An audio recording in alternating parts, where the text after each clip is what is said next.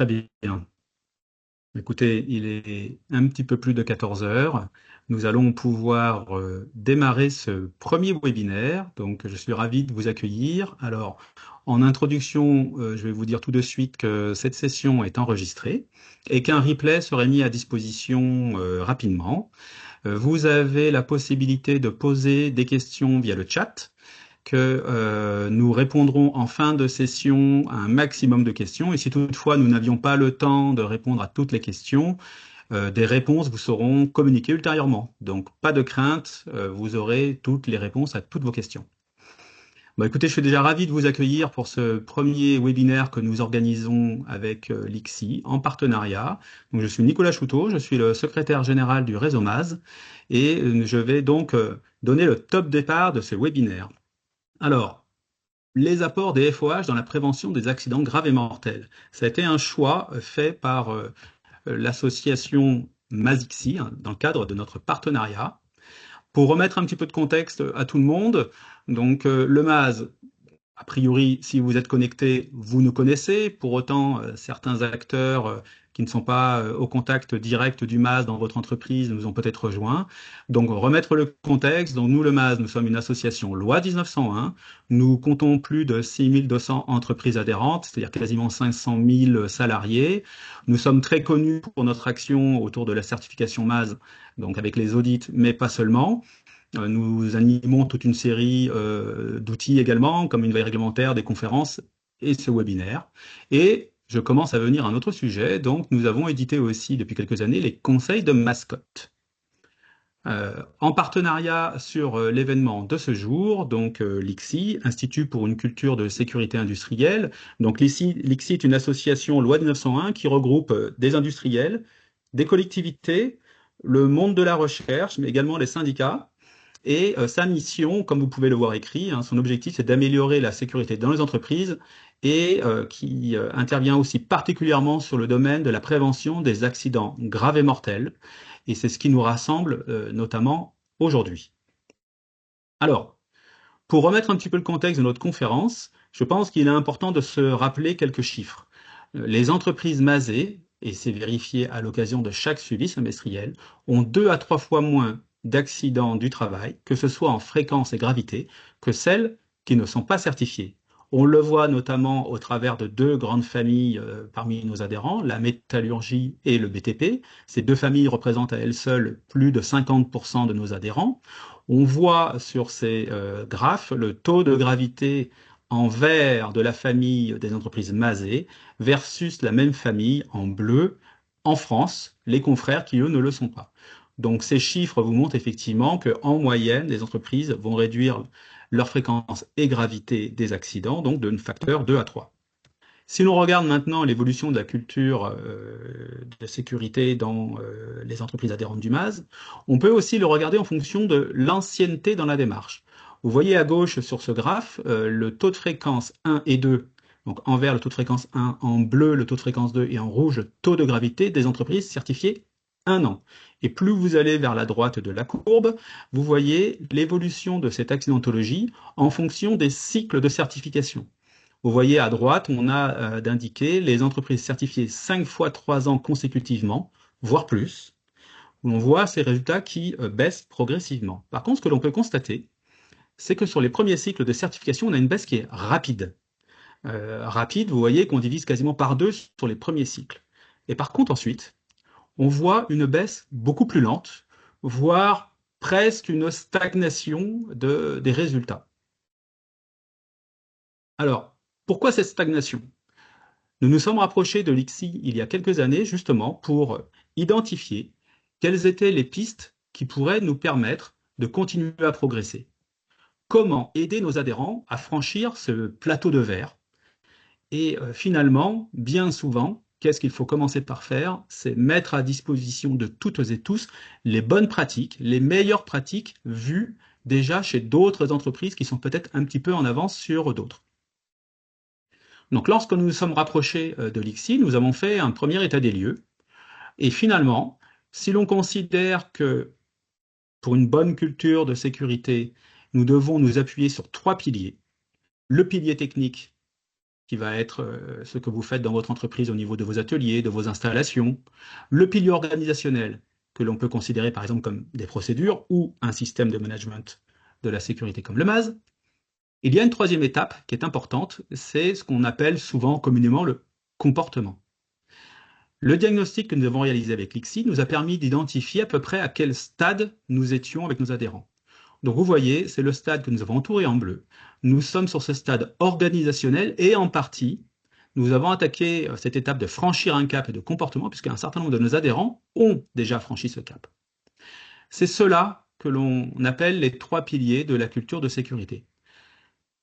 Ces éléments que je vous présente à l'écran, nous avons le plaisir d'avoir aujourd'hui une experte qui va intervenir, donc je ne rentre pas plus dans le détail puisque c'est elle qui va revenir sur les trois piliers de la culture de sécurité.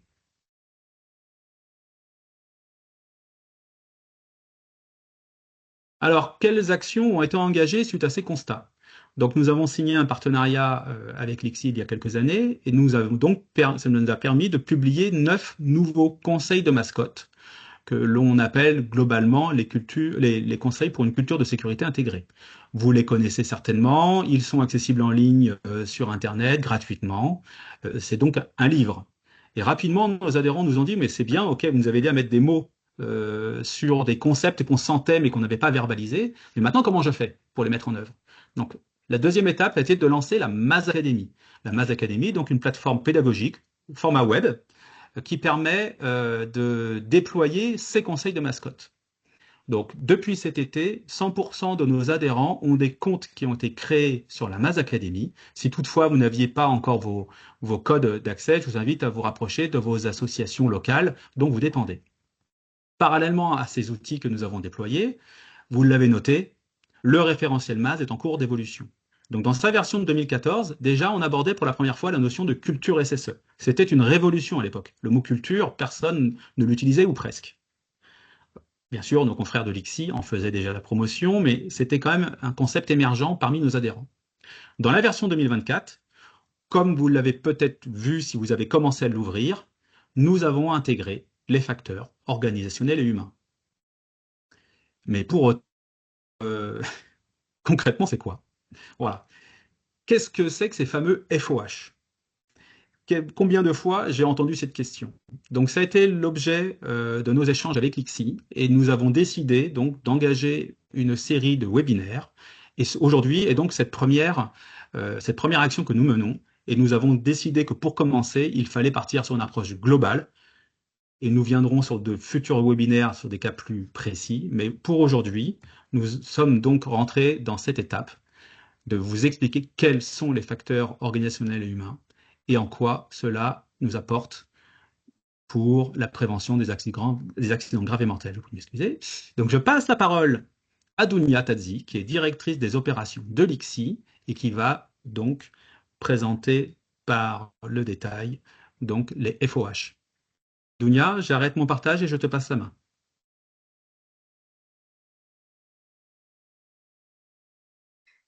Merci beaucoup, Nicolas. Donc, on va rentrer dans le vif du sujet de finalement qu'est-ce que sont ces fameux facteurs organisationnels et humains.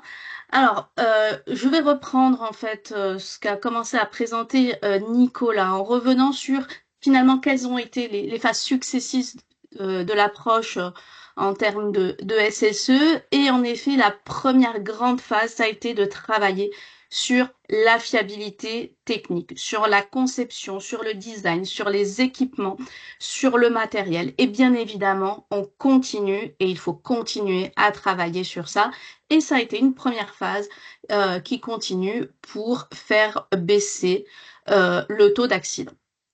Deuxième grande étape, ce sont les systèmes de management. Alors bien évidemment, selon les secteurs d'activité, cette phase-là est arrivée pour certains dès les années 2000, pour d'autres un petit peu plus tard, mais c'est souvent vraiment la deuxième grande phase euh, d'amélioration finalement et de travail sur la santé, la sécurité et l'environnement à travers ces systèmes de management en travaillant sur les processus et les procédures. Et la troisième étape, donc ce sont finalement ces facteurs organisationnel et humain. Donc ces trois dimensions, elles se complètent. Ça, c'est vraiment un message extrêmement important. Ce n'est pas parce que on commence à travailler sur son système de management qu'il faut oublier la fiabilité technique ou qu'on se dit, ben, on va commencer à travailler sur les facteurs organisationnels et humains et donc on va oublier le système de management et la fiabilité technique.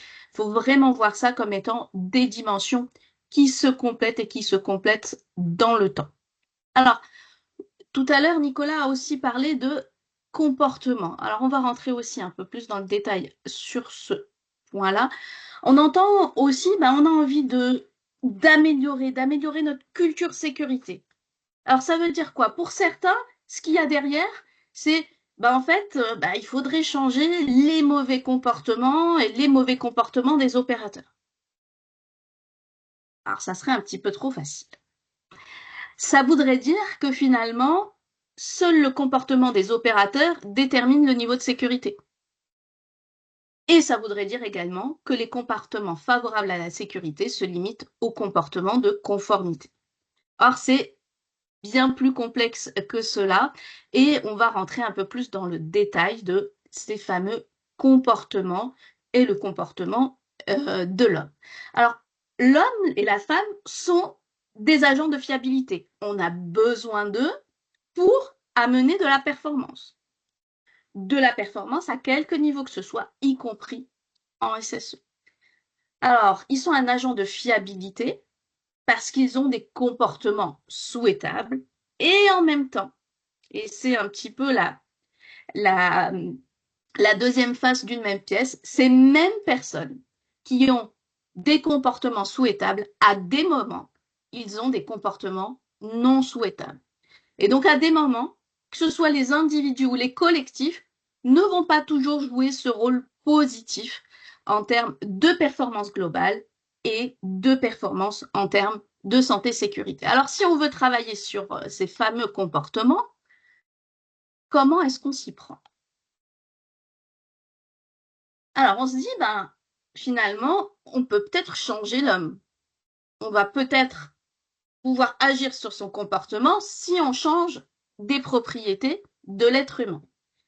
Alors, on se rend compte que déjà, il y a une grande diversité dans les propriétés des hommes et des femmes. Alors, le premier, bah déjà, il y a des hommes et des femmes.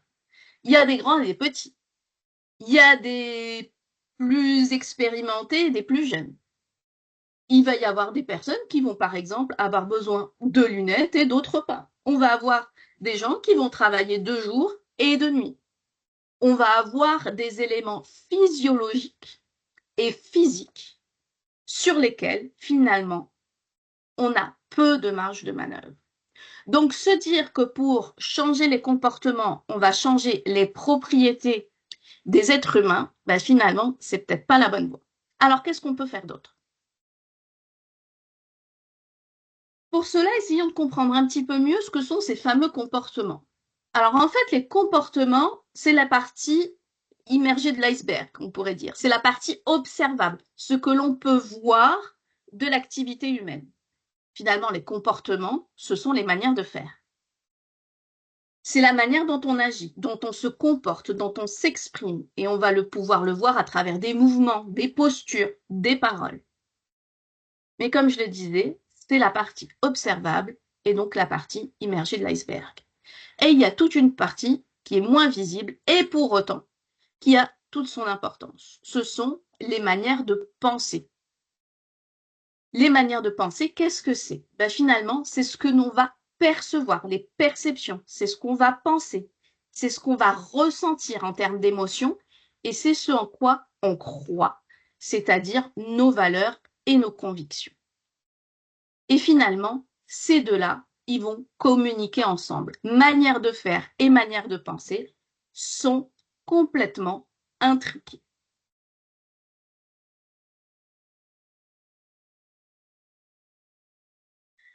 Alors, maintenant qu'on a vu cet élément-là, maintenant, continuons finalement. Comment est-ce qu'on peut quand même, puisque c'est ça qui nous intéresse, faire évoluer de manière pérenne les comportements?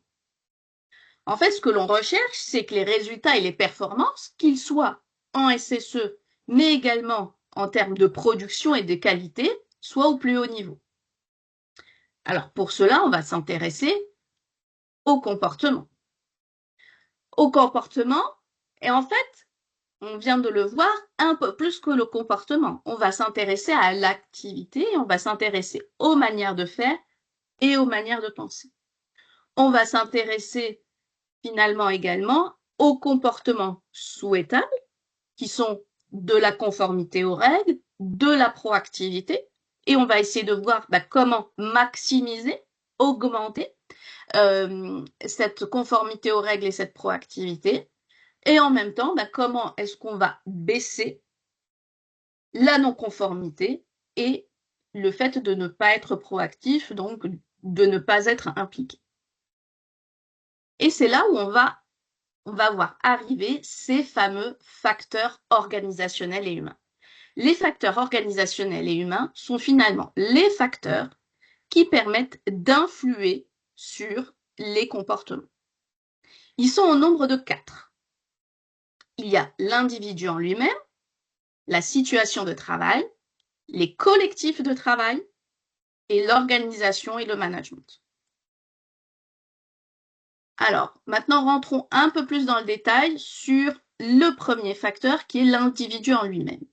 Mais finalement, quand on va dire que l'individu est un des facteurs organisationnels et humains et donc qui va permettre d'influer sur les comportements, ça va être à travers les compétences de cette personne, sa formation, mais également son expérience, son histoire, ainsi que son état physique et psychologique. Donc là, on va s'intéresser à l'individu et on peut influer sur ce facteur.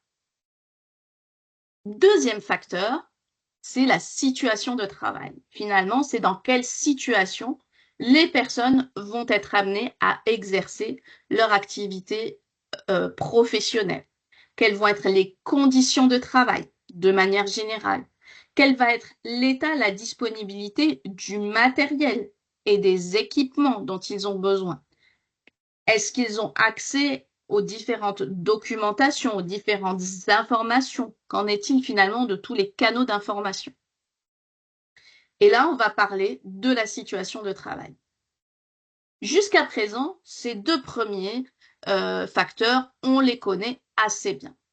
Celui déjà où on a généralement un peu plus de mal et on ne sait pas trop comment l'appréhender, c'est les collectifs de travail. Alors qu'ils ont une influence phénoménale sur nos comportements. Finalement, je vais le dire un petit peu comme ça, nous sommes un petit peu des moutons. Alors, j'exagère bien évidemment, mais nous sommes des êtres sociaux. Ce qui veut dire que ce qui se passe autour de nous, nous y sommes fortement attentifs et nous avons besoin finalement d'une forme d'approbation par nos pairs. Et nous avons tendance à suivre les différentes tendances, les différents comportements de nos collègues. Et donc, la manière dont l'état de santé finalement des collectifs de travail va avoir un impact très important sur notre propre comportement. Qu'en est-il de la relation au sein du collectif? Finalement, quelle est la place de la sécurité dans le collectif où je travaille? Y a-t-il de la coopération? Comment se font tout ce qui est transmission de consignes? Ça va avoir un impact sur la manière dont je vais me comporter. Et enfin, le dernier facteur, c'est l'organisation et le management. Et là, on va s'intéresser bien évidemment au management, au leadership du management. On va aller s'intéresser à la place qu'a la sécurité dans l'organisation. Quels sont les arbitrages qui sont faits? Est-ce qu'ils font une belle place à la sécurité ou au contraire, la sécurité est le parent pauvre? Et là, on va être sur finalement aussi la mise en musique le système de management, comment est-ce qu'il est vivant et comment est-ce qu'il vit au sein de l'organisation. Donc, 4 facteurs: l'individu, la situation de travail, le collectif de travail et enfin l'organisation et le management. Ce sont les 4 facteurs qui vont influer sur les comportements.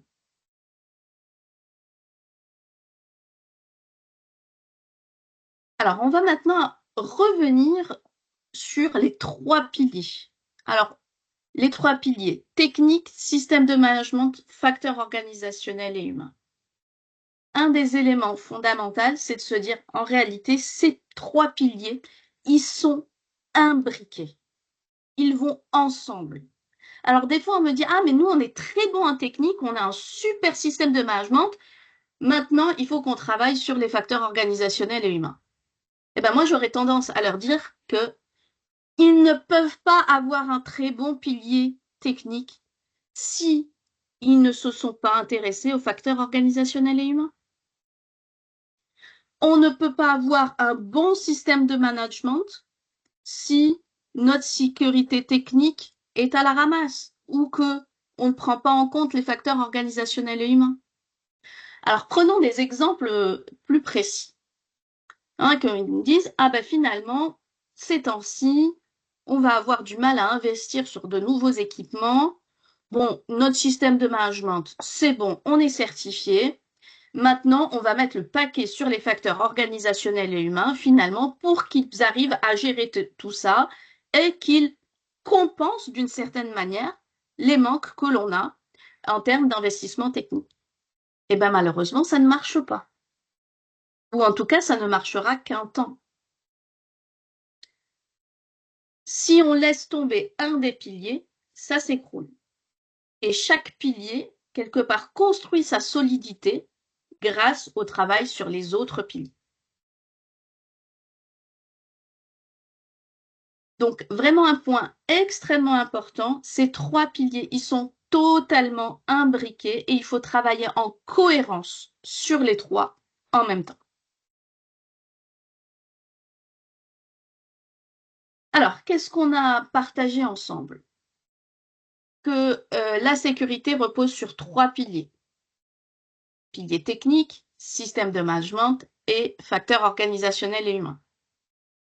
Chaque pilier n'est pas indépendant, il faut gérer les 3 en cohérence et les facteurs organisationnels et humains influencent les comportements. Donc, on va pouvoir agir sur ces facteurs organisationnels et humains pour travailler sur notre culture de sécurité et faire évoluer les comportements. Alors, vous allez me dire, bon, ben, jusqu'à présent, on a parlé des 3 piliers, on a parlé des facteurs organisationnels et humains, et finalement, la culture et la culture de sécurité dans tout ça, qu'est-ce que c'est? Alors, revenons aussi sur cette notion de culture de sécurité. Alors, si on reprend la définition, de quoi parle-t-on? Un ensemble de manières de faire et de manières de penser. Donc ça, on l'a vu au début, nos manières de faire, ce sont les comportements, la partie immergée de l'iceberg et les manières de penser. Donc ça ne se voit pas et pourtant, il y a une imbrication forte et une influence mutuelle entre les manières de faire et les manières de penser. Allons un peu plus loin. Largement partagé par les acteurs d'une organisation. Donc, quand on parle de culture de sécurité, c'est ce qui est commun. Et donc, si on regarde ce qui est commun, on va retrouver la même chose. On retrouve toujours notre individu qui va être, en réalité, influencé par l'organisation, par le collectif et même au-delà, par la société. Et donc, une culture de sécurité, c'est forcément le socle commun qui est partagé par l'ensemble de l'organisation. Allons encore plus loin. Troisième partie de cette définition, pour maîtriser les risques les plus importants de leur métier. Ça ramène à cette notion de prévention des accidents graves et mortels. L'objectif, c'est bien de maîtriser les risques les plus importants. Par rapport à ça, finalement, il y a aussi besoin de se questionner sur qu'est-ce qui menace le plus l'organisation. Redonner la priorité aux risques les plus importants. Alors on a tendance des fois à se limiter à ce que décrit le taux de fréquence. Il est nécessaire, le taux de fréquence. Pour autant, il ne décrit pas totalement ce qui menace le plus l'organisation, c'est-à-dire les accidents mortels et les accidents majeurs. Ce qui amène, quand on travaille sur sa culture de sécurité, à se poser les questions. Quels sont les risques qui menacent le plus l'organisation? Est-ce que les efforts qui sont menés ciblent d'abord les risques les plus graves? Et est-ce que l'organisation s'est donné les moyens d'évaluer son état de prévention par rapport aux risques les plus graves?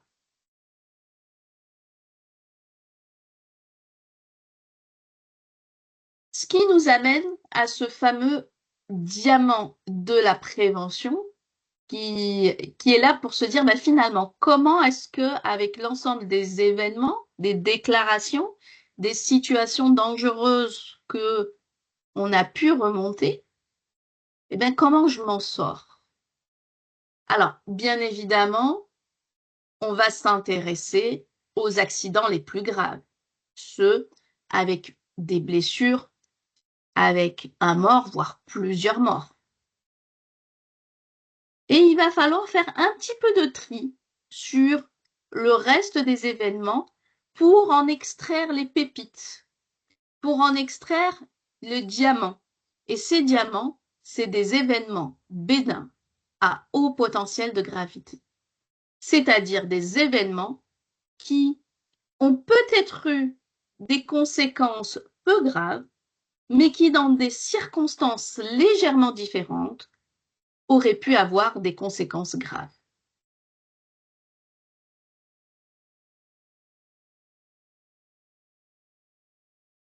Donc, c'est pour ça que dans la définition même de la culture de sécurité, on fait le zoom sur les risques les plus importants et les plus graves.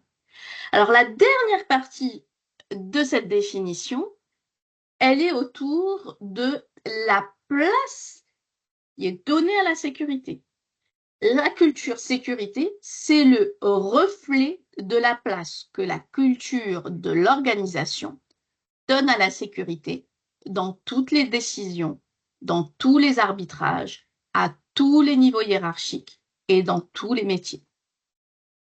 Alors, qu'est-ce que ça veut dire? Ça veut dire que finalement, que la culture de sécurité, c'est la fille de la culture organisationnelle.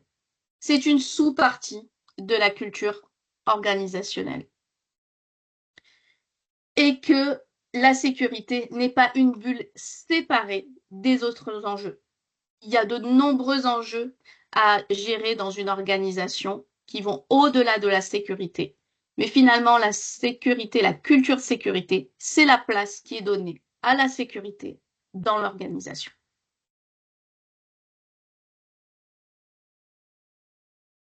Alors maintenant, repositionnons culture de sécurité, les trois piliers, les facteurs organisationnels et humains. Alors là, je vous présente les attributs d'une culture de sécurité performante. Donc, c'est un travail qui est issu de la consolidation de différents travaux de recherche et de pratique au niveau des entreprises les plus avancées en termes de culture de sécurité et de maîtrise des risques les plus graves.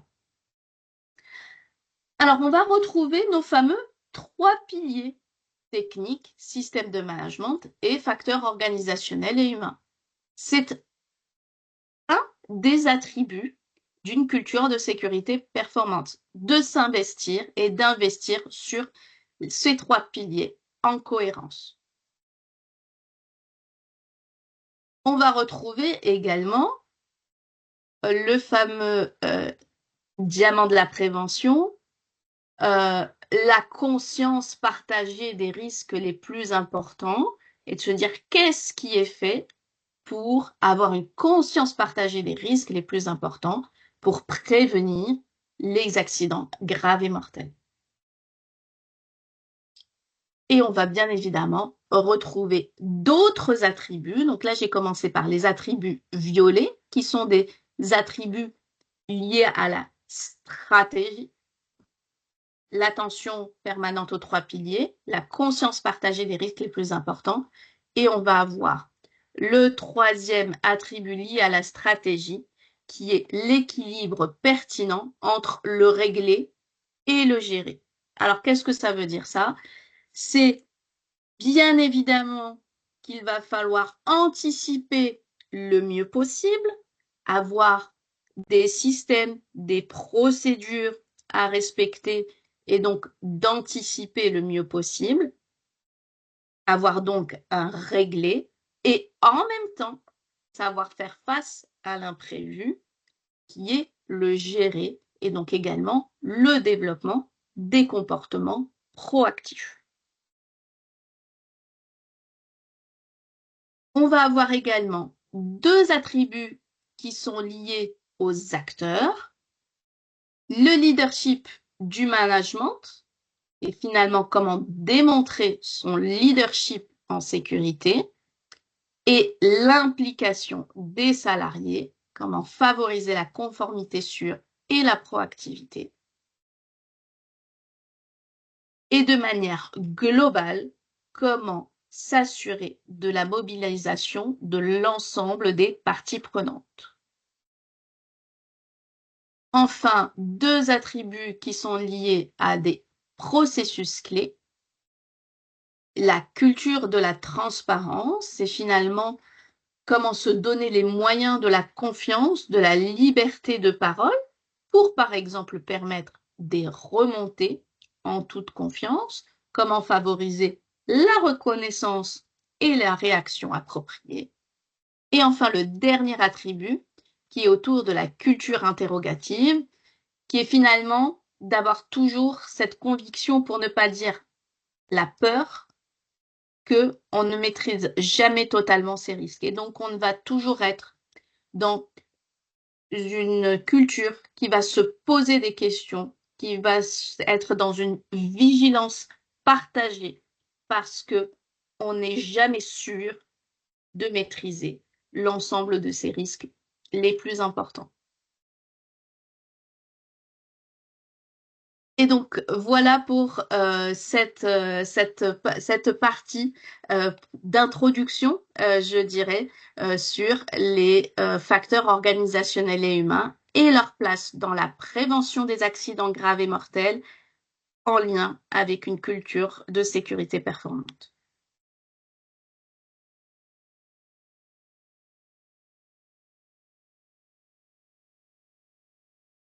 Je laisse Mer- maintenant la main Merci, merci à beaucoup Gabrielle. Dounia. Donc après cette présentation des éléments concernant la culture de sécurité, santé, environnement et les apports des facteurs humains et organisationnels, eh bien nous vous proposons de poursuivre avec un retour d'expérience d'une PME, donc entreprise intervenante certifiée au MAS.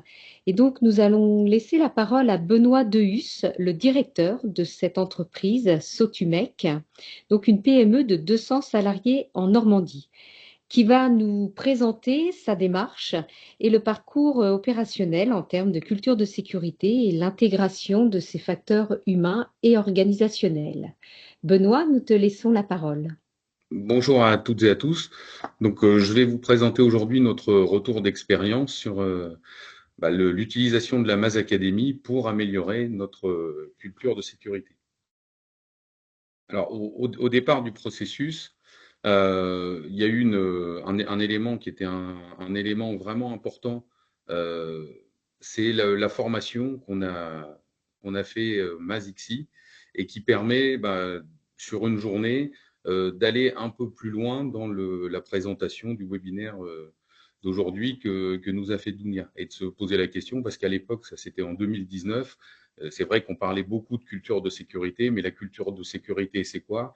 Et au quotidien, qu'est-ce que ça veut dire et comment ça s'applique? Et cette formation, ça a vraiment été le lien entre ce concept de culture de sécurité et une vision de ce qu'on pouvait en faire. Et à l'issue de la formation, il y a un test d'auto-positionnement donc qui qui se raccroche aux différents chapitres de conseils de mascotte sur la culture de sécurité et qui va permettre à l'entreprise de se poser la question, moi en tant que dirigeant, où est-ce que j'en suis par rapport à tel ou tel concept de culture de sécurité, mais aussi de faire cet autopositionnement par rapport au personnel de l'entreprise en leur posant la question, et vous sur ce point-là, est-ce que vous pensez qu'on est plutôt bon, on est plutôt moins bon?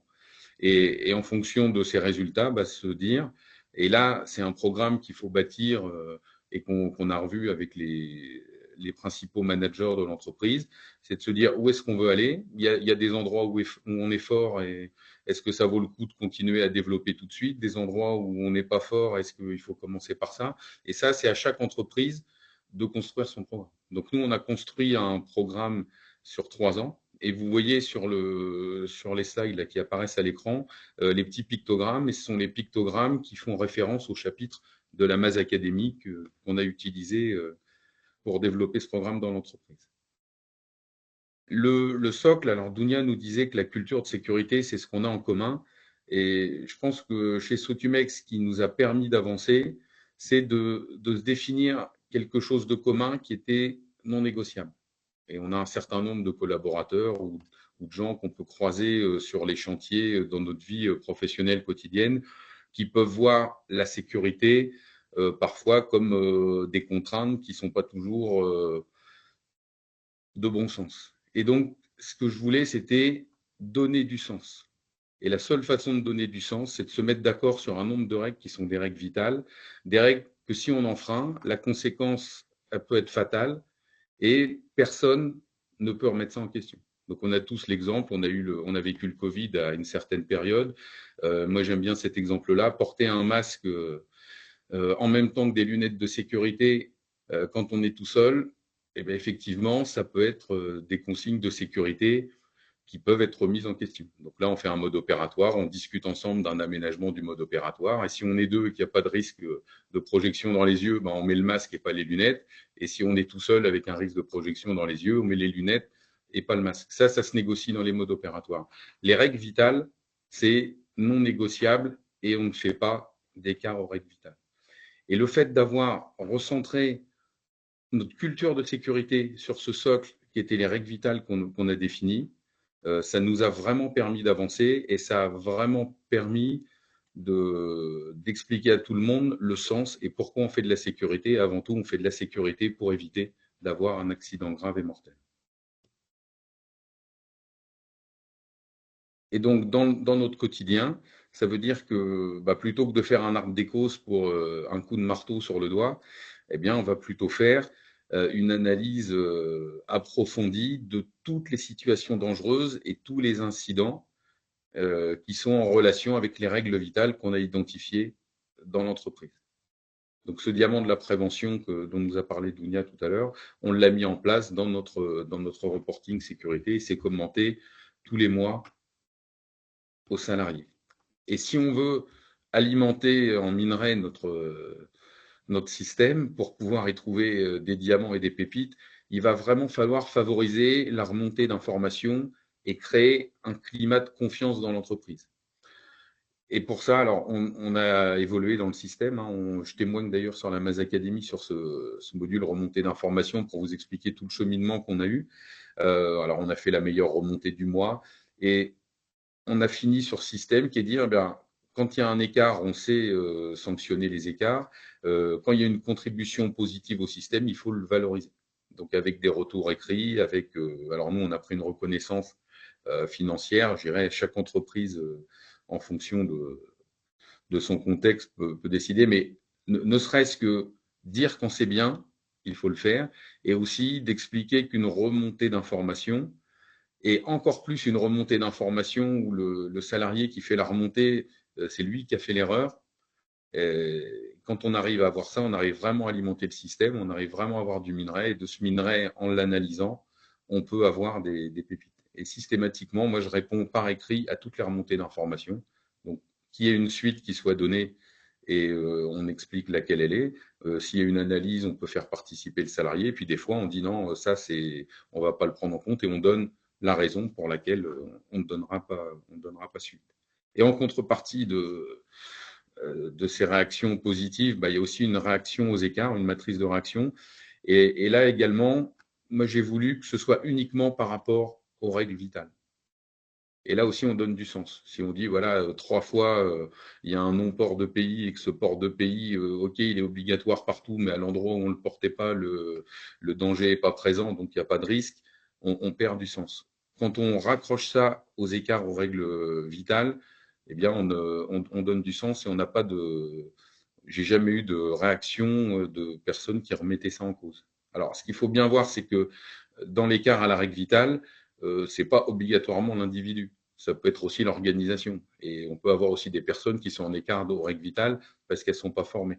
Il faut admettre le droit à l'erreur. Et le cerveau humain fait qu'on fonctionne de telle façon où on peut ne pas être concentré et travailler avec une partie du cerveau qui travaille en mode automatique.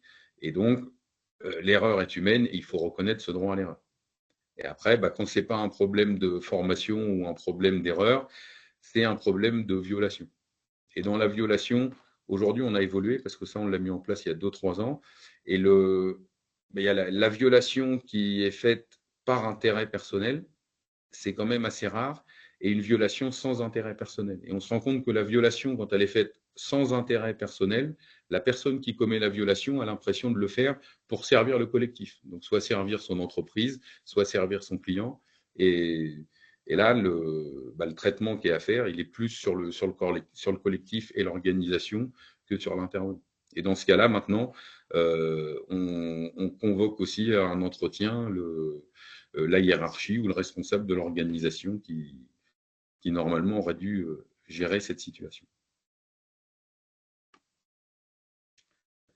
Et donc sur notre petite carte, d'un côté, alors je ne vous l'ai pas dit tout à l'heure, mais on avait nos 5 règles vitales. Donc c'est une petite carte format badge. Ça permet aussi que quand on a des contacts sécurité avec les salariés sur le terrain, pouvoir faire référence à cette carte. Quand on fait la causerie annuelle sur la politique, c'est de ressortir cette carte. Et au verso de la carte, il y a 2 messages qui sont importants et qui remettent l'intervenant au cœur du système. Et ça, on va le retrouver avec 2 outils qu'on retrouve dans la MAS Academy. C'est la minute d'arrêt sécurité et la vigilance partagée. Et ça nous permet de remettre l'intervenant au cœur du système et de se dire, effectivement, on a une sécurité qui peut être réglée et on a, je pense, pour nombre d'entre nous, des systèmes de management et des procédures, mais les systèmes de management et les procédures, ils ne peuvent pas identifier tous les cas. Et puis parfois, quand on a fait la préparation, il y a des éléments qu'on connaissait au moment de la préparation qui ne seront plus les mêmes au moment de la réalisation de l'intervention. Et notre dernier rempart, quand nos procédures ne sont pas adaptées au travail qui est fait, c'est l'intervenant.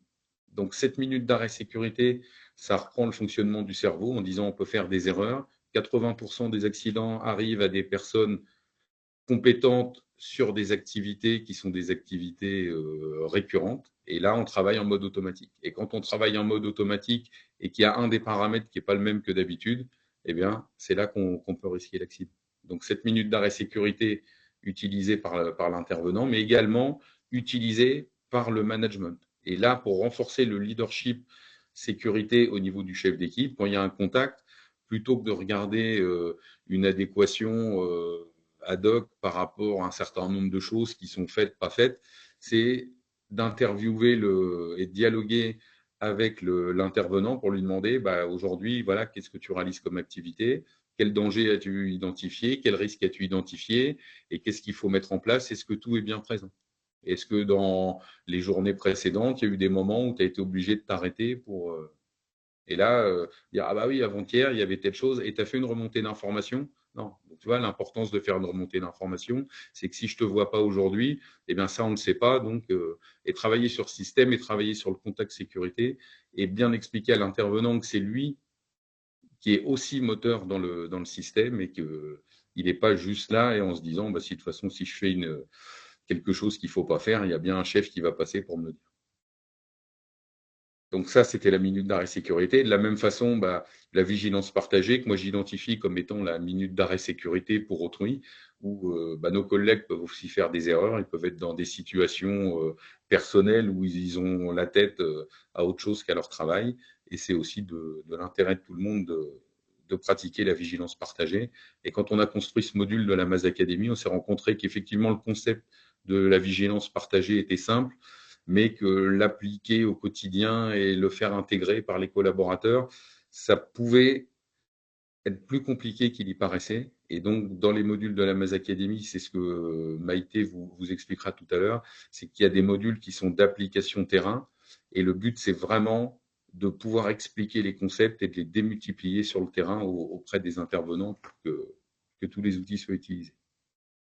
Donc tout ça, alors même si le taux de fréquence, c'est dans ce que nous explique l'ICSI au niveau de la recherche, c'est pas un élément de pilotage. Au volume d'heures réalisé par une PME, c'est quand même un indicateur qui est utilisé tous les jours. Nous, notre programme, au départ, on avait imaginé le faire sur 3 ans. On a fini par le déployer en 5 ans. Et là, ça fait 800 jours et 700 000 heures où on n'a pas eu d'accident de travail avec arrêt. Et on a eu 2 accidents de travail avec poste aménagé qui étaient des chutes de plein pied. Et surtout, on a 3 fois plus de situations dangereuses qui sont identifiées. Donc pour conclure, ce que je pense être les éléments clés dans cette démarche de construction d'un programme pour améliorer la culture de sécurité, c'est un investissement, une volonté de la direction. Donc c'est Alain Kyo qui répète souvent que le niveau d'investissement en sécurité des salariés ne sera pas supérieur au niveau d'investissement de la direction. Donc s'il n'y a pas une vraie volonté et une vraie sincérité de la direction pour s'engager dans ce programme, ça ne fonctionne pas. Prendre le temps de le mettre en place et prendre le temps d'ancrer les outils. Et au niveau d'une PME, tant que l'outil n'est pas ancré, je pense que ça ne sert à rien d'en définir un nouveau.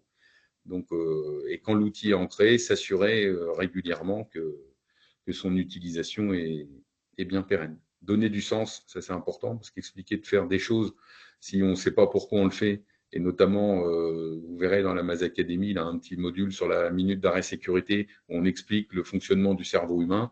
Et quand on a vu ce petit film-là, on comprend pourquoi on fait sa minute d'arrêt sécurité. Sinon, on dit, voilà, on me demande de faire ça. Et je le fais parce qu'on me le demande, mais si je n'ai pas compris pourquoi je devais le faire, quand on ne me demande plus de le faire, je ne le fais pas. Voilà. Donc, harmoniser les pratiques des encadrants. On se rend compte que dans nos organisations, dans nos collectifs, tous les encadrants ne sont pas au même niveau. Bâtir la confiance, parce que si on veut de la remontée d'informations, il faut que la parole soit libérée. Il ne faut pas qu'il y ait de crainte à remonter une situation dangereuse ou une erreur qu'on a commise. Et puis surtout, ça c'est important, c'est d'arbitrer au quotidien. Parce que décréter la sécurité, c'est pas compliqué, mais l'arbitrer au quotidien, ça veut dire que c'est vraiment une priorité. Et tous les arbitrages qui ne seront pas faits conformément aux engagements qu'on a pris dans nos politiques, pour un mauvais arbitrage, on pourra derrière avoir 7 ou 8 bonnes actions à faire pour se remettre au niveau. Je vous remercie. Eh bien, merci beaucoup, Benoît, pour ce retour d'expérience très enrichissant, donc vraiment relatif au terrain, puisque c'est ce que Sotumec a pu mettre en place, donc comme précisé déjà depuis plusieurs années. Donc, nous vous proposons, d'abord, nous avons bien vu qu'il y avait quelques questions qui se sont manifestées, enfin qui ont été écrites au travers du chat, et merci beaucoup.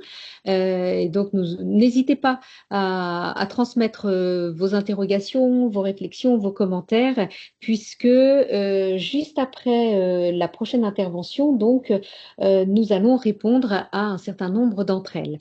Donc, après ce Rex, eh bien, force est de constater que nous avons évoqué à plusieurs reprises donc la Maz Academy, cette plateforme numérique dédiée à la culture de sécurité et qui a été co-construite en partenariat avec le MAZ et l'ICSI. Eh bien, nous vous proposons maintenant de la découvrir et Maïté Nipseron du MAZ Île-de-France Normandie Centre va vous présenter donc cette MAZ Academy. Maïté, je te laisse la parole. Merci Muriel, vous m'entendez bien? Alors, Très c'est bien. parti. Alors, effectivement, pour ma part, je vais vous présenter assez rapidement la Maz Academy aujourd'hui. Donc, certains d'entre vous la connaissent très certainement. Et donc, petit rappel, mais même si ça a déjà été dit, cette Maz Academy, c'est une plateforme numérique qui est basée sur les 9 conseils de mascotte pour développer une culture SSE intégrée. Donc, vous allez retrouver les modules qui sont disponibles sur cette plateforme, chaque module s'appuyant sur un des conseils de mascotte pour développer une culture SSE. Et vous allez facilement les reconnaître puisque Benoît les avait présentés avec les petits pictogrammes, justement. Donc voilà, aujourd'hui, je ne vais pas passer en revue tout ce qu'il y a dessus. Effectivement, je reviens rapidement sur ce que Benoît avait dit, c'est-à-dire que il y a 2 niveaux de modules sur la Maz Academy. Le premier niveau que vous avez, la ligne supérieure des modules, c'est les modules pédagogiques, c'est ceux qui vont donner du sens aux concepts qui sont présentés. Et la ligne inférieure, où vous retrouvez le même petit pictogramme pour vous y retrouver, hein, c'est les modules qu'on dit application terrain, où là, vous allez retrouver des outils. Donc aujourd'hui, vu le sujet du jour, je vais surtout m'attarder sur les 2 premiers modules, ceux qui sont le plus à gauche sur l'écran. Donc, dans le premier, que je ne vais pas parcourir parce que sinon on y passerait vraiment beaucoup de temps, qui s'intitule Culture SSE intégrée, et ben, vous allez justement retrouver toutes les notions que Dounia vous a présentées un petit peu plus tôt. Vous allez voir, vous allez même retrouver pas mal de visuels que vous avez vus sous différents types de ressources pédagogiques, donc aussi bien des vidéos animées que des vidéos d'experts, mais aussi des documents de référence et des infographies que vous pourrez utiliser dans vos entreprises. Je vais peut-être juste vous montrer un petit élément, c'est que donc je reviens rapidement dessus, même si voilà, je sais que certains d'entre vous connaissent déjà la plateforme, mais chaque module s'appuie donc sur un conseil de mascotte et est découpé sous forme de parcours qui va vous permettre cette progression pédagogique dans la notion qui est abordée. Donc ce parcours pédagogique, vous l'avez systématiquement à gauche. Et ensuite, il va être découpé en chapitres que vous retrouvez identifiés là avec les petites puces interactives.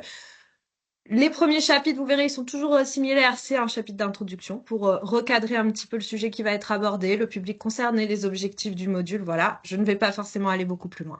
Après, vous pourrez vous déplacer à l'intérieur de chaque parcours pour découvrir le sujet.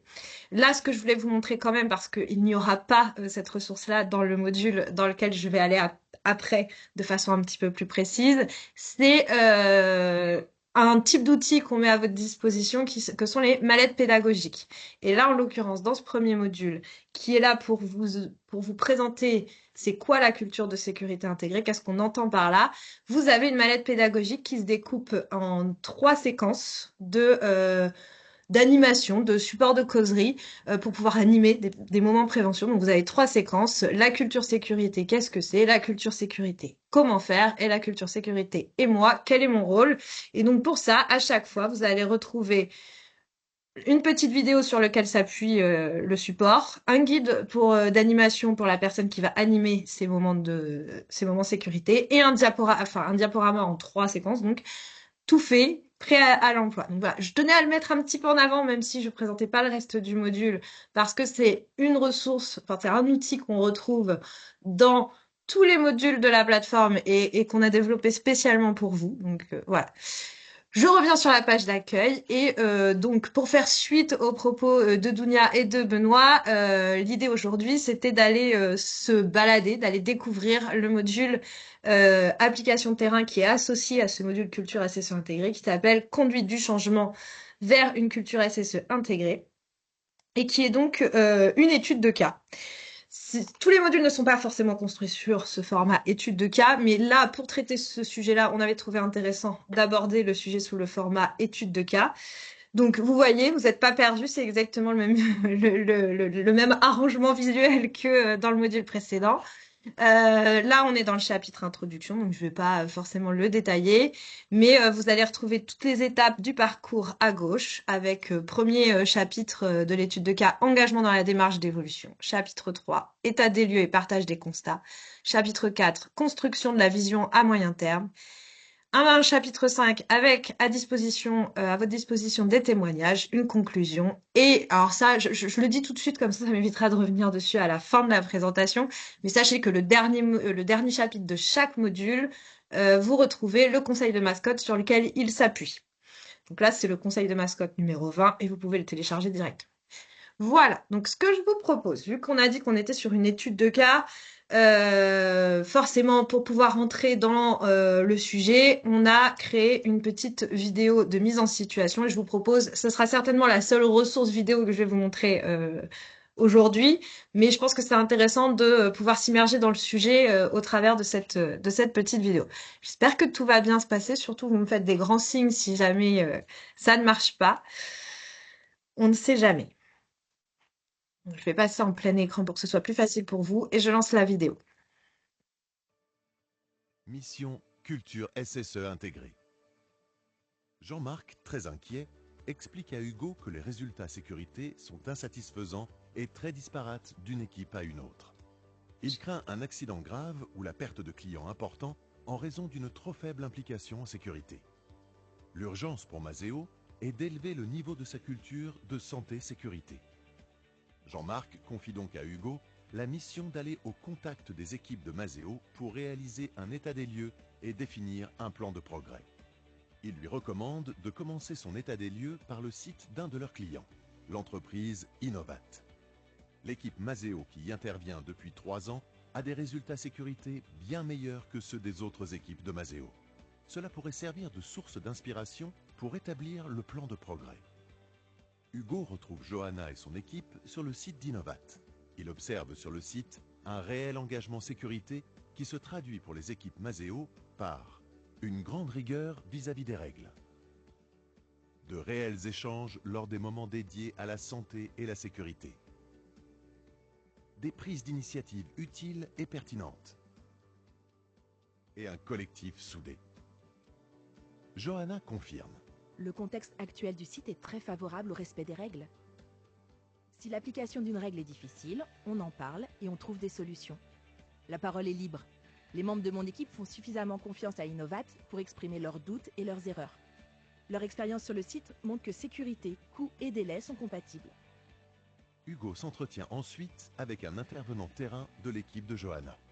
Je suis serein de venir travailler sur ce site, car ici, la sécurité est une vraie priorité.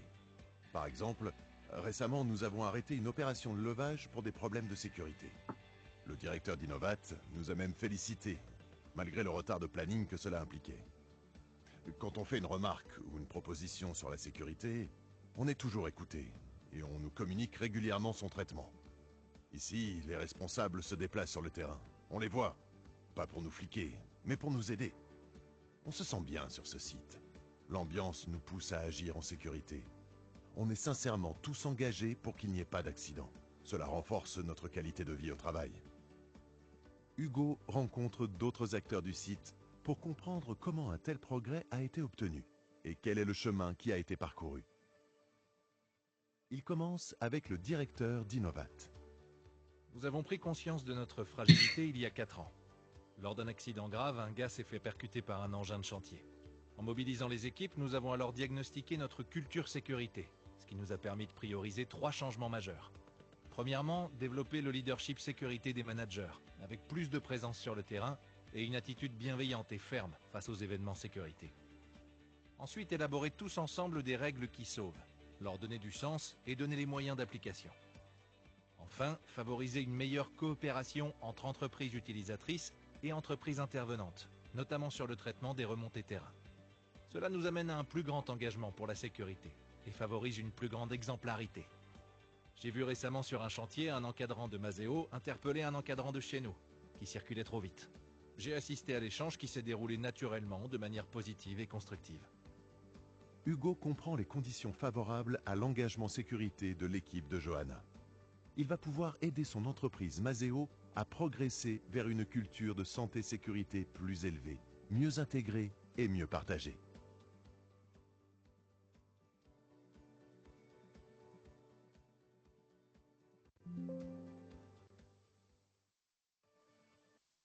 Hop. Donc voilà pour cette vidéo de mise en situation. Donc on comprend qu'on va suivre un personnage qui s'appelle Hugo, qui est nouveau dans son entreprise Maseo et qui a pour mission de développer la culture SSE de son entreprise et qui, pour se rendre un petit peu compte de ce qui se fait bien chez eux, va sur le site d'Innoveat, une autre entreprise. Je préfère remettre le contexte parce qu'après je risque d'évoquer le nom de ces entreprises imaginaires et j'ai pas envie de vous perdre. Donc voilà, donc vous avez cette première vidéo qui vous met, qui vous explique le contexte et la réflexion qui suit. Évidemment, la Maze Academy, c'est plein de contenus différents. Et là, en l'occurrence, vous avez juste derrière cette vidéo deux activités ou deux exercices.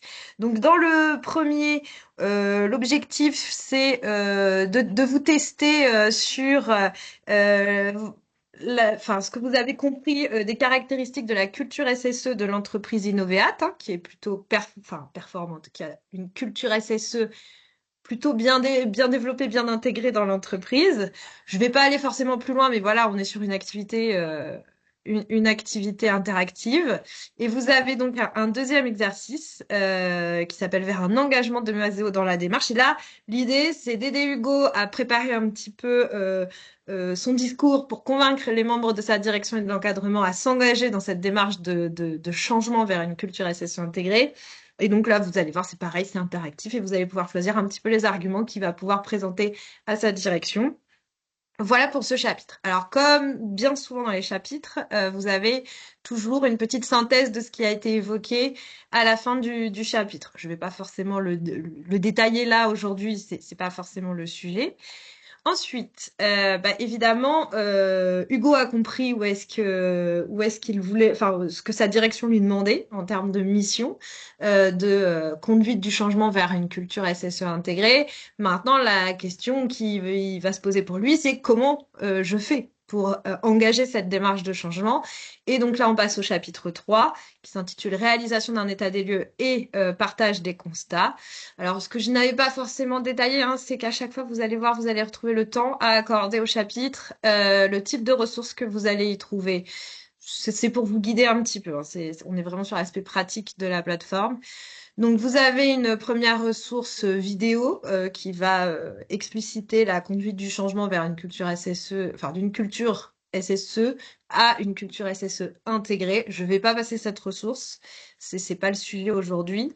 Par contre, ce que je voulais mettre en avant sur ce chapitre, c'est que donc on vous propose deux choses, enfin on vous propose de faire l'état des lieux de votre culture SSE et bien évidemment on est dans un module application terrain de la Maze Academy. L'objectif c'est de vous donner des outils. Donc là, vous allez retrouver un outil Excel téléchargeable qui s'appelle État des lieux par autopositionnement. Donc si je me suis pas trop mal débrouillée, normalement, et non, j'ai pas fait ce qu'il fallait. Donc, je vais rester sur ma page. Donc, c'est un outil à télécharger qui se décline en 34 questions et qui vous permet d'évaluer la maturité de votre culture SSE par rapport aux 9 conseils de mascotte pour développer une culture SSE intégrée. Ceux que vous connaissez, hein, la deuxième partie du livret des conseils de mascotte. Et en fait, vous allez pouvoir... comment ça fonctionne? C'est que vous allez pouvoir... demander à la direction, l'encadrement et les salariés de se positionner vis-à-vis de ces 34 questions qui vont être reliées aux 9 conseils pour et vous allez obtenir le positionnement de chaque partie sur un graphique radar. Alors, pour vous puissiez visualiser, je vous propose du coup de tester l'exercice de l'étude de cas qui justement va vous aider à analyser. Vous rentrez dessus, on vous explique le contexte et vous obtenez le graphique radar obtenu par Hugo dans Maseo. Donc on voit qu'il a bien fait l'autopositionnement vis-à-vis de sa direction, c'est les résultats en bleu, vis-à-vis de son encadrement de proximité, c'est les réponses en orange, et les équipes terrain. Et là, ce qu'on vous demande, c'est pour que vous preniez un petit peu en main hein, cet outil. C'est pour chaque conseil donc le premier, c'est le conseil numéro 13, prévention des accidents graves et majeurs, d'aller observer le radar. Donc le conseil numéro 13, c'est celui qui est tout en haut là.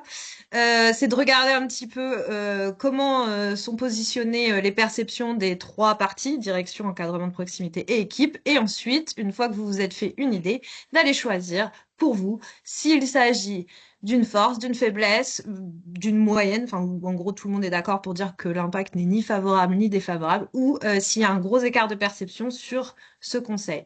Là, en l'occurrence, pour celui du conseil numéro 13, on voit que la note est à peu près commune à toutes les parties et qu'elle n'est ni très basse ni très élevée. Donc, au niveau de mon analyse, je le mettrai comme un résultat moyen.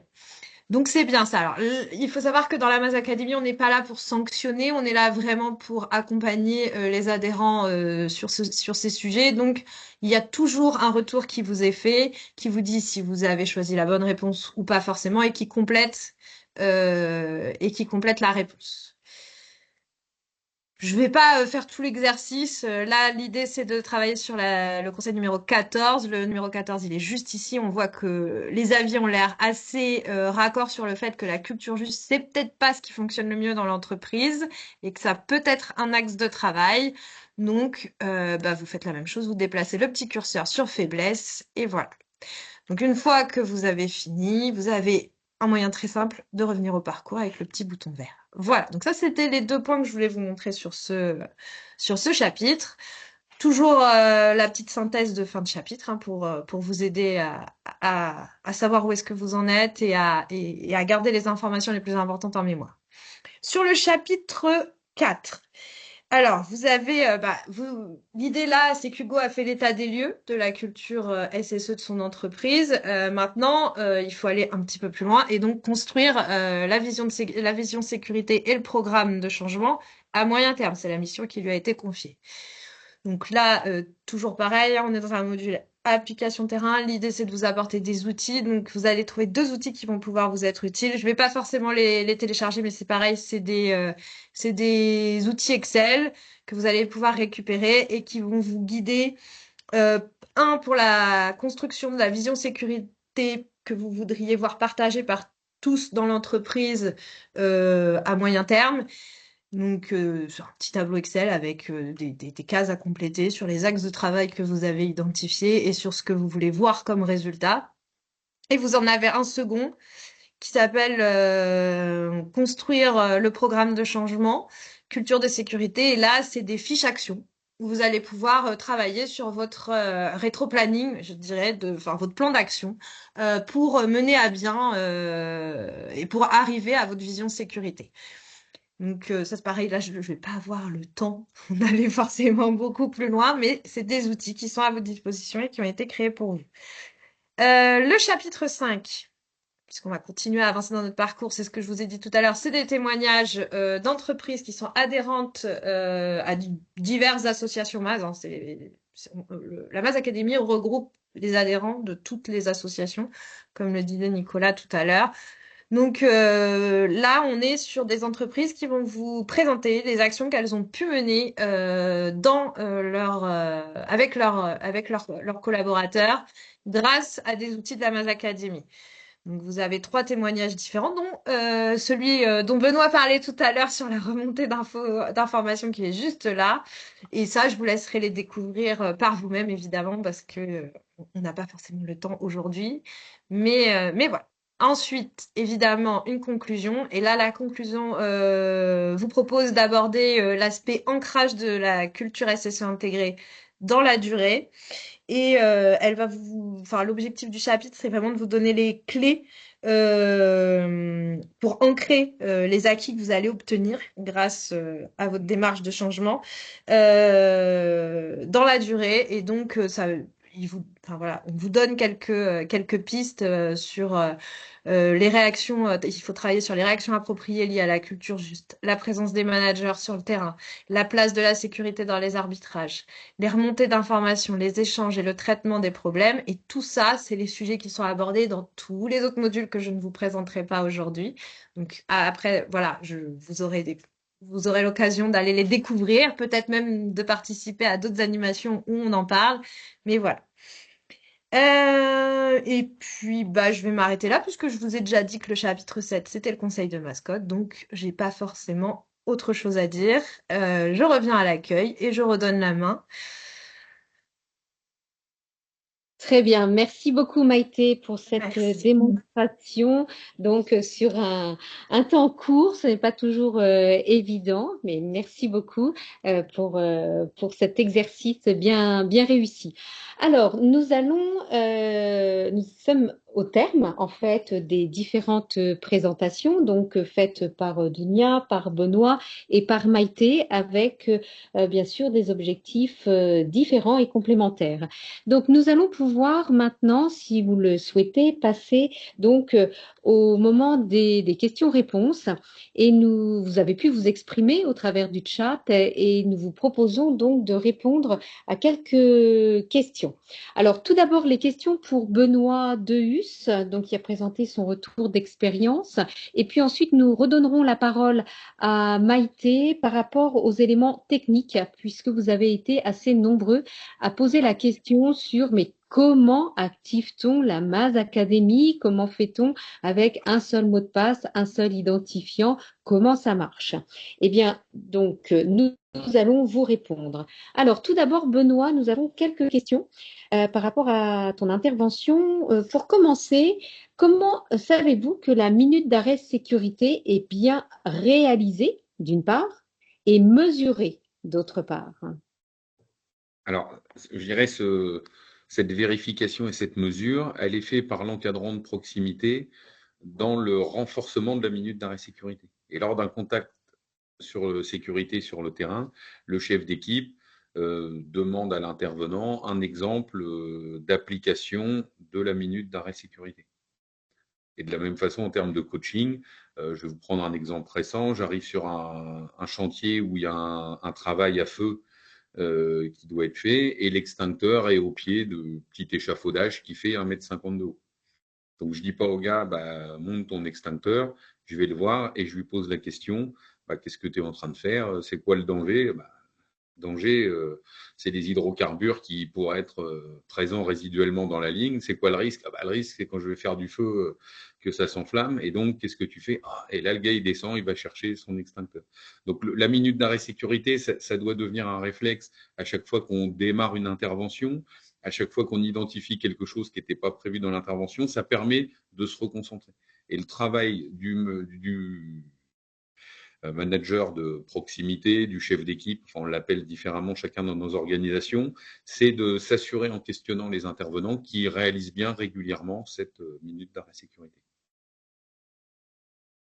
Très bien. Bah, écoute, merci beaucoup. Alors, nous avons aussi une autre question sur comment on mesure l'efficacité quand il s'agit de culture de sécurité. Alors ça, c'est une bonne question. Je vais essayer d'y apporter une réponse. Dans les choses qu'on mesure, nous, sur la culture de sécurité, c'est d'abord les remontées d'informations et les remontées d'informations pertinentes. Donc, on peut avoir des remontées d'informations qui sont des remontées d'informations pour faire le nombre. On va se plaindre du matériel et j'ai eu un truc qui marchait pas. Et puis, on a aussi des remontées d'informations sur les comportements. Et encore plus des remontées d'informations d'intervenants qui vont dire j'ai fait une erreur et mon comportement à tel moment n'était pas en conformité avec ce qu'on pouvait attendre de moi. Et je pense que la culture de sécurité, c'est voilà, libérer cette parole, permettre d'avoir de la remontée d'informations, c'est un premier point. Et puis aussi sur je dirais sur des stops qui sont faits. Donc, parfois, on a des clients qui ont aussi, eux, des cultures de sécurité qui peuvent être plus ou moins importantes, et des équipes qui disent, bah non, nous, habituellement, voilà, pour rentrer dans une capacité, la prise de gaz, on la fait à chaque fois qu'on rentre dedans. Donc là, vous l'avez fait ce matin, mais moi, il est 13 heures, je veux que vous refassiez la prise de gaz pour rentrer dans la capacité. Et là, je dirais, on a des comportements où il y a une réflexion et on ne s'arrête pas à la sécurité je dirais, réglé de tel ou tel site sur lequel on intervient, mais on a une attitude interrogative. Donc, moi, la culture de sécurité, c'est ça, c'est s'interroger et c'est d'agir quand le résultat à l'interrogation qu'on a n'est pas conforme à ce qu'on peut attendre au niveau de sécurité. Alors, je rebondis aussi sur la une présentation pardon, de Maïté avec l'outil d'autopositionnement qui permet de mesurer aussi ce ressenti en fait par rapport aux différents sujets. Est-ce que ça peut être une réponse aussi pour Oui. mesurer cette efficacité? Merci Muriel, je n'avais pas pensé à ça, mais effectivement, donc nous sur l'outil d'autopositionnement, donc ça, si vous avez des jeunes qui vous demandent des stages en matière de HSE, donc du HSE ou des licences pro, franchement, ça peut être un bon sujet de stage et en utilisant la matrice, faire l'autopositionnement de l'entreprise et d'exploiter le questionnaire. Donc ça, c'est un questionnaire qu'on peut faire au début, on se lance dans la démarche, mais qu'on peut faire aussi annuellement ou à intervalles réguliers pour voir s'il y a eu une évolution dans la démarche. Et c'est effectivement un outil de mesure de la culture de sécurité sur les chapitres des conseils de mascotte et de la Maz Academy. Très bien, ça fait des pistes tout ça. Une autre question, puisque nous avons encore un petit peu le temps et nous en profitons largement. Si les situations dangereuses et incidents ne concernent pas ces règles vitales, les règles que tu as pu évoquer, sont-elles considérées comme des pépites? Alors, je dirais, elles sont considérées, bien évidemment. Tout écart aux règles de sécurité doivent être considérés. Après, les pépites, c'est vraiment ce qui adresse les accidents graves et majeurs. Et les pépites et les analyses doivent être faites là-dessus. Un des écarts qu'on a eu, on a eu une recrudescence de non-port des protections auditives quand on a mis en place nos règles vitales. Et effectivement, le non-port de bouchon d'oreille, on n'en meurt pas. Et en plus, le risque étant différé, c'est devenu un sujet qui remontait de façon avec une augmentation de fréquence dans les observations terrain ou les écarts qui étaient constatés. Et donc, on a travaillé sur ce sujet-là. Et je dirais, la pépite, à mon sens, c'est une situation dangereuse, ponctuelle, mais qui aurait pu conduire à un accident grave. Et après, tous les signaux sur des choses qui ne sont pas… donc là, on adresse la gravité.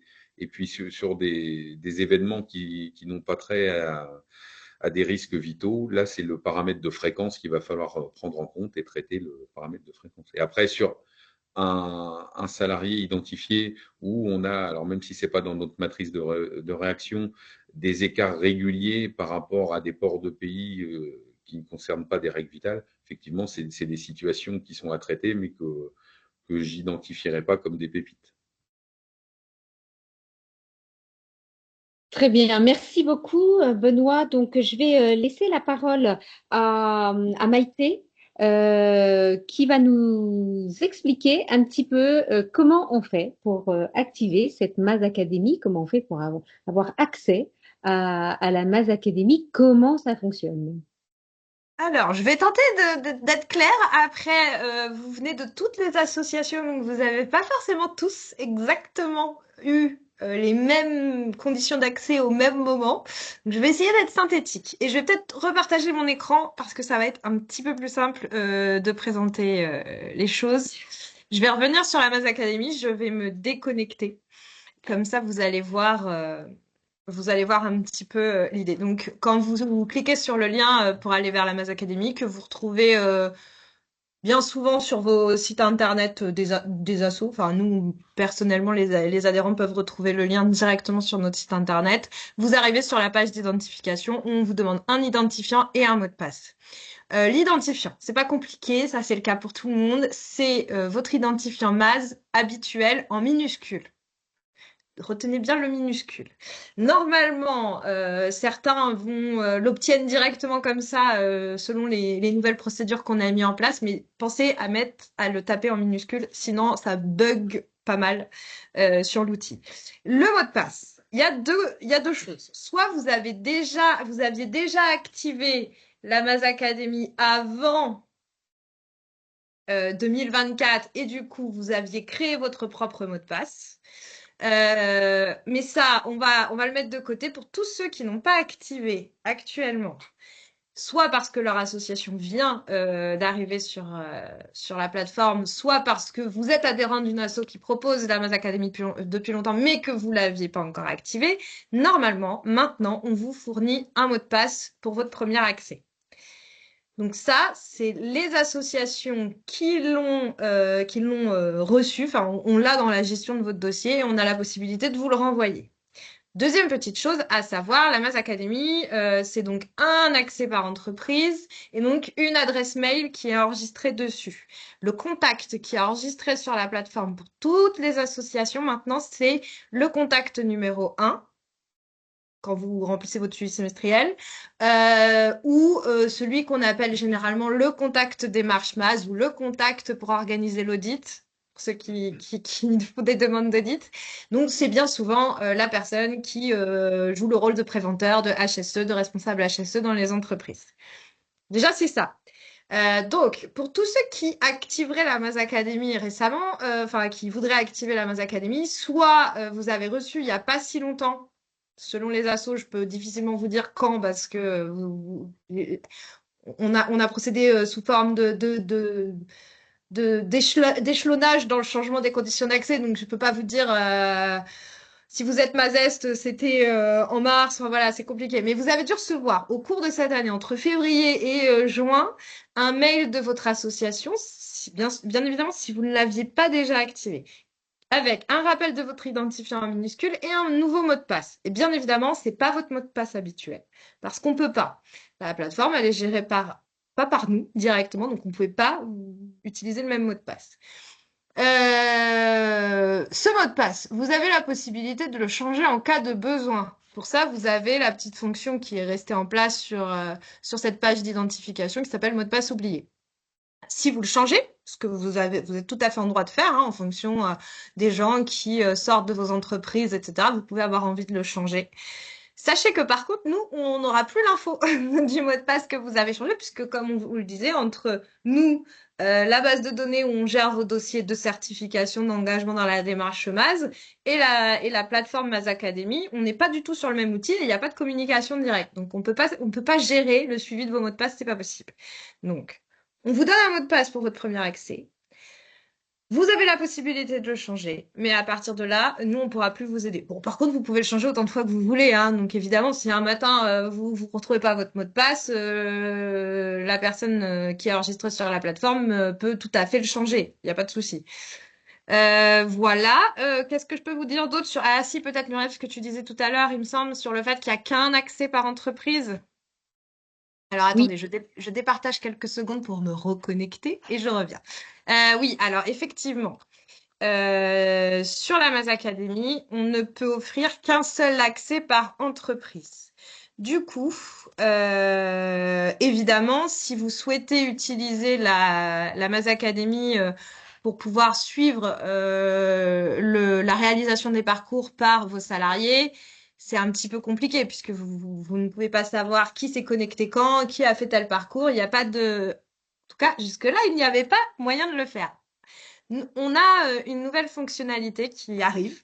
Vous allez bientôt recevoir des informations à ce sujet-là, qui est déjà en place sur le module culture de sécurité intégrée. Donc certes, on ne peut pas suivre la réalisation du parcours étape par étape. Par contre, on vient de mettre en place sur la fin, donc vous avez ce que je vous disais, hein, des activités tout au long du parcours, mais maintenant vous avez systématiquement à la fin du parcours un quiz de validation. Et on a installé une nouvelle fonctionnalité sur la plateforme qui vous permet en fait d'identifier les salariés qui font ce fameux quiz de validation à la fin du module. Donc si je le fais, bah, typiquement, on me demande mon nom, mon prénom et une adresse mail. Et quand je vais réaliser le quiz, je me connecte sur cette nouvelle fonctionnalité. Je réalise mon quiz comme si j'étais sur toujours, enfin, comme avant, on va dire. Et une fois que j'ai répondu aux 7 questions, puisque là, il y a 7 questions, on me demande soit de recommencer, soit de le valider. Et si je valide le quiz, moi, participant, je reçois un mail qui me dit oui, oui, vous avez bien fait votre quiz, que déjà une première chose, mais surtout le contact enregistré sur la plateforme, donc le contact numéro 1, le contact démarche MAS, reçoit tous les mois un rapport qui lui synthétise, enfin qui lui fait la synthèse de tous les quiz qui ont été réalisés par ses collaborateurs. Donc il saura qui, quand, quel quiz et quel résultat. Voilà, donc en fait, on a essayé de trouver le moyen de passer, enfin, on avait déjà eu ce retour hein, sur le fait que chaque entreprise n'avait qu'un seul accès, que c'était pas facile de suivre la réalisation des modules. Donc, on a essayé de trouver une solution. C'est la solution qu'on vous apporte. Là, elle est intégrée sur ce premier module. D'ici la fin du mois d'octobre, elle sera disponible sur tous les modules. Et voilà.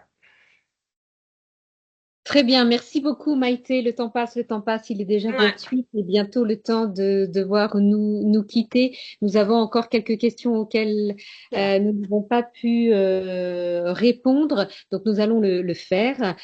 Donc dans un second temps, je vais peut-être laisser la parole à Nicolas pour conclure et en profiter pour répondre à la dernière question posée par rapport à notre nouveau référentiel version 2024 et avec les attendus en termes de facteurs humains et organisationnels. Nicolas, c'est à toi. Merci. Alors, pour déjà répondre à quelques questions que je vais passer dans le chat, le replay, où le trouverons-nous? Donc, nous le mettrons à disposition sur la chaîne YouTube de Maz.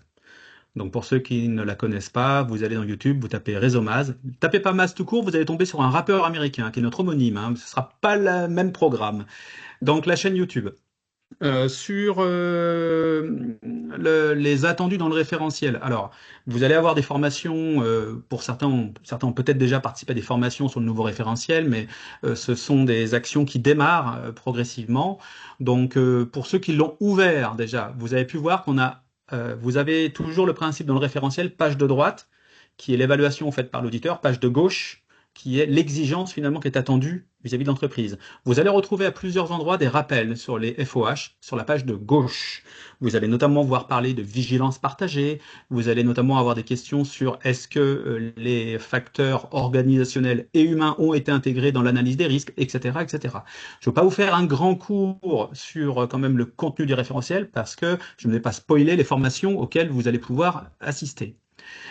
Si je reviens un petit peu quand même pour une synthèse de clôture de ce premier webinaire. Alors, je vais remettre en pleine page. Sachez d'ailleurs pour ceux qui sont intéressés que notre partenaire Lixi a à disposition sur son site à la fois de la documentation qui peut aller plus loin, certaines petites vidéos, mais également ils font un webinaire prochainement sur les apports des FOH dans l'entreprise et le business. Voilà, ça peut pour les curieux, ceux qui veulent aller plus loin, être un moyen d'aller effectivement plus loin. Donc nous allons nous-mêmes aller plus loin puisqu'il est déjà prévu une nouvelle date, le 19 décembre prochain, une nouvelle intervention, deuxième étape de nos webinaires sur le leadership en sécurité. Et cette fois-ci, nous aurons le plaisir d'avoir l'intervention donc d'Yvan Boissière, qui est le DG de l'ICSI. Alors, si on devait essayer de synthétiser ce qui s'est dit, donc on a eu 3 temps. Un premier temps avec la partie expertise, on va dire, de Dounia, Tadzi. Donc, on a abordé la notion des 3 piliers qui sont imbriqués pour avoir une culture de sécurité intégrée. Donc, le pilier technique, le pilier organisationnel et le pilier humain. Nous avons évoqué la notion de comportement et que ce comportement de l'individu est influencé par 4 grands critères, on va dire. L'individu lui-même, ses compétences, sa formation, son état physique et son état psychologique aussi. Un autre élément, c'est les situations de travail. Est-ce que j'ai le bon matériel en bon état? Est-ce que j'ai les procédures adaptées, etc. Le collectif de travail. On a évoqué un petit peu un moment, on est un peu des moutons. Voilà, donc ça veut dire quoi? Ça veut dire que notre environnement, nous y sommes attentifs. Et ce qui se passe autour de nous influe sur nous. Et le dernier point qu'on a abordé, c'est le leadership SSE du management. Et quelle est la place que l'on donne à la sécurité dans les différents arbitrages que l'on peut faire. Tout cela nous a amené aussi à 2 concepts. On a parlé de sécurité réglée, de sécurité gérée. On a abordé quel fait? C'est le fait que on essaie d'anticiper au maximum. Ça, c'est la sécurité réglée et on anticipe le mieux possible. Pour autant, on sait ce qui se passe. C'est pas toujours tel qu'on l'avait prévu que cela va se passer sur le terrain. Et là, on rentre dans la sécurité gérée. La sécurité gérée, c'est on gère l'imprévu et on développe des comportements proactifs. Ensuite, Benoît Deus donc, est venu et a fait son retour d'expérience sur comment lui pardon, comment lui, qui a été un des premiers à se lancer dans la Maz Academy il y a quelques années, puisque cette Maz Academy, nous l'avons déployée successivement. Alors pour certains, effectivement, c'est très très récent parce que ça date de cet été, mais pour certaines associations, on avait démarré en mode pilote il y a quand même quelques années. Benoît faisait partie de ces pilotes. Donc lui, il a expliqué qu'il a fait d'abord un état des lieux. On a parlé de l'auto-positionnement que nous a montré Maïté, elle en a parlé. Donc ce petit questionnaire que l'on va renseigner d'un point de vue de la direction, qu'on va faire renseigner à l'encadrement et aux gars de terrain et aux femmes de terrain, qui va nous permettre d'avoir un peu ce radar et voir par quel bout il faut le prendre. Donc Benoît a fait cela et il a insisté sur plusieurs points. Il a insisté sur le premier point qu'il a dit, c'est donner du sens. Il l'a répété à plusieurs reprises. Il a aussi, pour donner du sens, fait en sorte que les règles vitales, en tout cas les règles qu'il a établies chez lui, ont été validées en revue de direction pour qu'elles soient partagées par tout le monde. Et il l'a intégrée dans sa politique pour qu'elle soit connue après par toutes les composantes de son entreprise. Il a beaucoup parlé de climat de confiance. Pour cela, il a essayé de valoriser, parce qu'on a un peu tendance par le passé à taper sur ce qui va mal, mais il a travaillé sur valoriser ce qui se passe de bien. Donc il a valorisé, par exemple, en faisant la meilleure remontée du mois. Il a valorisé des comportements proactifs. Et il a expliqué que pour valoriser, ça peut être tout simplement déjà dire merci. Voilà. Ça peut commencer ne serait-ce que par cela. Donc reconnaître que l'acte était positif. Et puis ils sont allés jusqu'à eux, dans leur cas, hein, ça ne veut pas dire qu'il faut tous le faire, aller jusqu'à rémunérer par une petite prime, par un petit cadeau, peut-être la meilleure remontée du mois. Il a beaucoup insisté aussi sur le fait que toutes les remontées ont une réponse. Toutes. Même si c'est pour dire désolé, on ne la prend pas en compte parce que. Et il explique pourquoi. Mais toutes les remontées ont une réponse. Toujours pareil, donner du sens.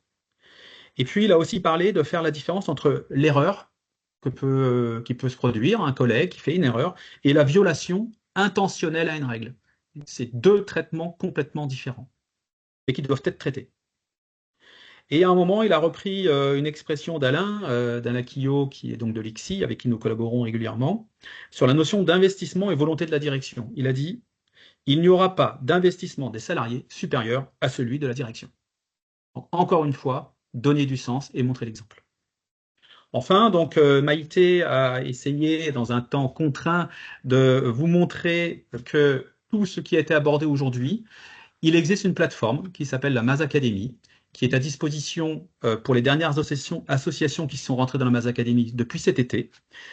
Alors effectivement, il y a des aspects connexion, donc ce ne sont pas les mêmes codes que pour le suivi semestriel, c'est le même identifiant, mais pas le même mot de passe. Rapprochez-vous de vos associations locales, donc si vous ne l'avez pas, mais que pour chaque conseil de mascotte qui ont été créés, il y a un parcours pédagogique sous cette plateforme web, avec en général une partie théorique en introduction et une partie pratique pour le terrain, pour ensuite le déployer concrètement.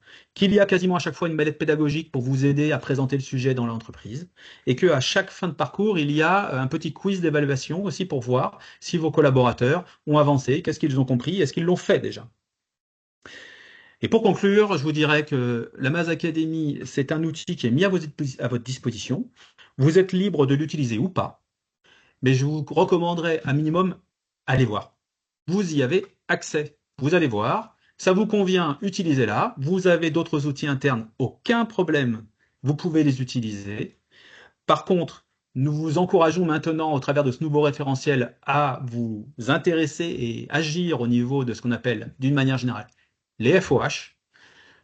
La Maz Academy peut vous aider pour cela. Voilà. Donc, je vous remercie pour votre participation. Je vais arrêter mon partage et vous dire que vous avez été à peu près 500 participants donc, sur ce webinaire et que nous vous donnons rendez-vous donc le 19 décembre prochain pour aller plus loin et rentrer dans le leadership en sécurité. Merci à toutes et tous. Et donc, je répète, le replay sera mis à disposition sur notre chaîne YouTube. Merci. Au revoir à tous.